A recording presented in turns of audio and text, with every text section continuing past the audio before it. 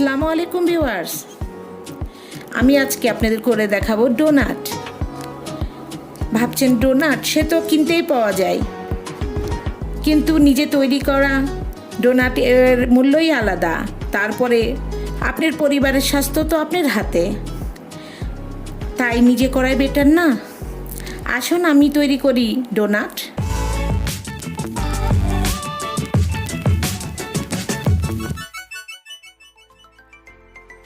আমার ডোনাটটা তৈরি করতে আমি এখানে 2 কাপ ময়দা নিচ্ছি,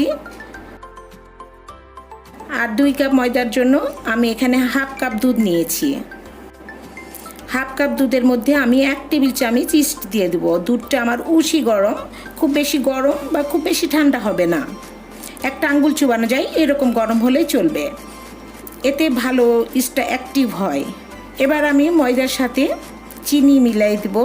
এখানে আপনারা স্বাদ মতো যেরকম মিষ্টি খান সেরকম দিবেন। আমি এখানে 3/4 কাপ চিনি দিয়েছি, আর আমি সামান্য একটু লবণ দিয়েছি। এবং শুকনো উপকরণগুলো একটু মিলিয়ে নিয়ে এবার যে এই দুধটা আমি রেখেছিলাম ইস্ট মিলানো, দুধটা দিয়ে দিলাম।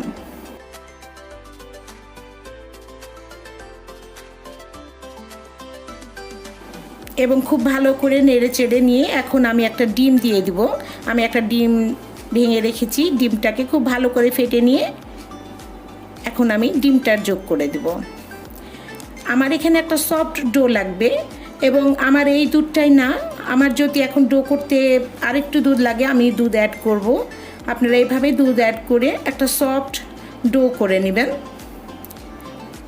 একটু আঠালো টাইপের সফট ডো হবে।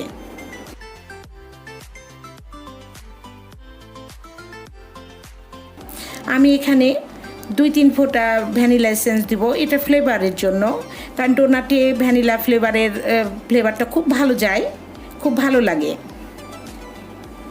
এবার আমি হাত দিয়েই আমি ডোটা তৈরি করে নিব। প্রথমে একটু আঠালো মনে হলেও এই আঠালোটা থাকবে না, কিছুক্ষণ মথার পরে এটা ঠিক হয়ে যাবে। এবং আমি কুকিং অয়েল দিব, এখানে 1-2 টেবিল চামচ আপনারা কুকিং অয়েল দিবেন। দিয়ে বারবার এভাবে আমি যখন মাখতে মাখতে ডোটা আঠালো ভাবটা চলে যাবে। দেখেন আমি ডোটাকে এখন রেস্টে রাখবো প্রায় 1 ঘন্টা মতো। 1 ঘন্টা পর আমি ফিরে আসলাম, দেখেন আমার ডোটা কি সুন্দর ফুলে উঠেছে। এবং ডোটাকে আমি এখন খুব ভালো করে মথে নিয়ে বাতাসটা বের করে দিব, এবং খুব ভালো করে মথে নিব। বেশ ভালো করে যতটা মথবেন তত বেশি এটা সফট হবে এবং ফুলবে ভালো। এবার আমি এটা দিয়ে একটা রুটি করে নিব, মানে রুটি বলতে মোটা রুটি। আমি এটাকে খুব ভালো করে একটা গোল একটা শেপ দিচ্ছি, যাতে আমি একটা গোল রুটি তৈরি করে নেব।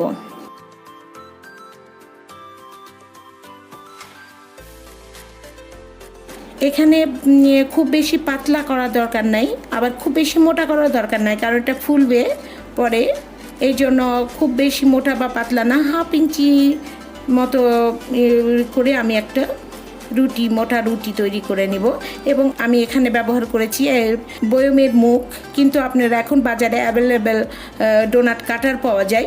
যদি ডোনাট কাটার পান তাহলে ডোনাট কাটার নেবেন, আর যদি না হাতের কাছে অ্যাভেলেবেল থাকে তাহলে আপনারা যে কোনো একটা বড় বয়মের মুখ নিতে পারেন। এবং মাঝেরটা কাটার জন্য যে কোনো একটা বোতলের মুখ, অথবা এই যে আমি একটা প্লাস্টিকের ব্যবহার করছি, এরকম থাকলে আপনার মাঝের অংশটা এভাবে কেটে নেবেন। এভাবে আমি সব রুটিগুলো বেলে এভাবে ডোনাটগুলো আমি তৈরি করে নেব। এই যে তৈরি হয়ে গেল আমার সব কয়টা ডোনাট।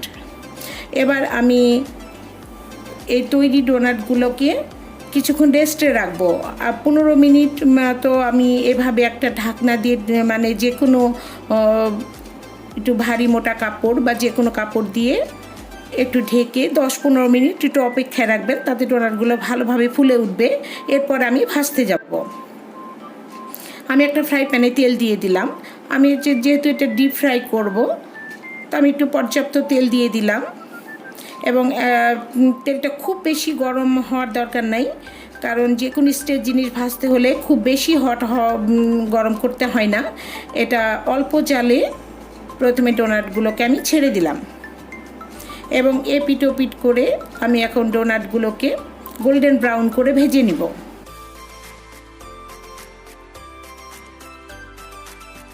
দেখেন ডোনাটগুলো আমার কি সুন্দর, কত পাতলা রুটির মতো করেছিলাম, কত সুন্দরভাবে ফুলে উঠে ডোনাটগুলো আমার। এই যে আমার ডোনাট ভাজা হয়ে গেছে, এরকম গোল্ডেন ব্রাউন করে আপনারা ডোনাটগুলোকে ভেজে নেবেন। এভাবে আমি সবগুলো ডোনাটই ভেজে নিলাম। এবার আমি ডোনাটের ওপরে কোটিং দিব। এটা আপনাদের পছন্দ মতো আপনারা কোটিংটা এবং সাজানোটা আপনাদের ইচ্ছা মতো, তবে আমি যেভাবে করছি আপনারা এভাবেও করতে পারেন। আমি এখানে আইসিং সুগার নিয়েছি। আইসিং সুগার অর্থাৎ গুঁড়ো চিনি। আপনারা এটা বাড়িতে নর্মাল চিনিকেও পাটায় পিষে নিয়েও করতে পারেন, অথবা ব্লেন্ডারে খুব মিহি করে গুঁড়ো করে নিয়েও করতে পারেন।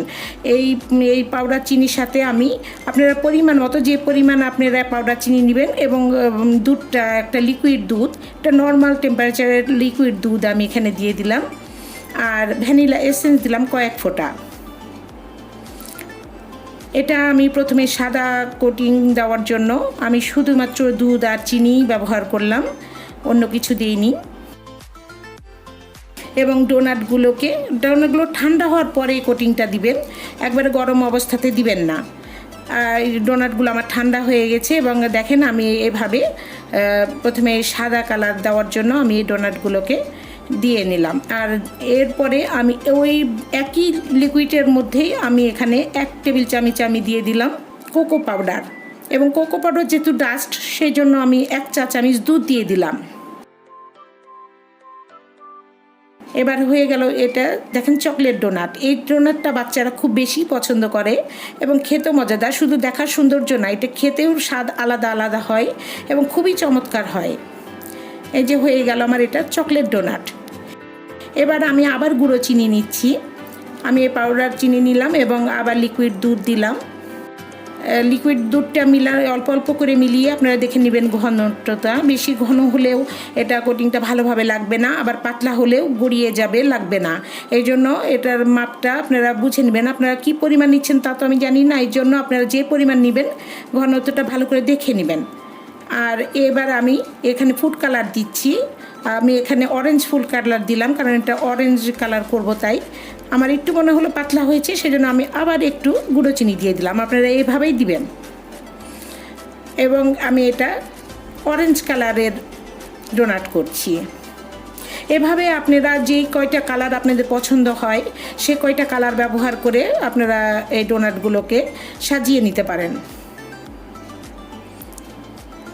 এবার এই যে আমি সবগুলো দেখেন, আমি চকলেট ডোনাট, সাদা ডোনাট এবং আমি অরেঞ্জ কালারের ডোনাটগুলো করে নিয়েছি।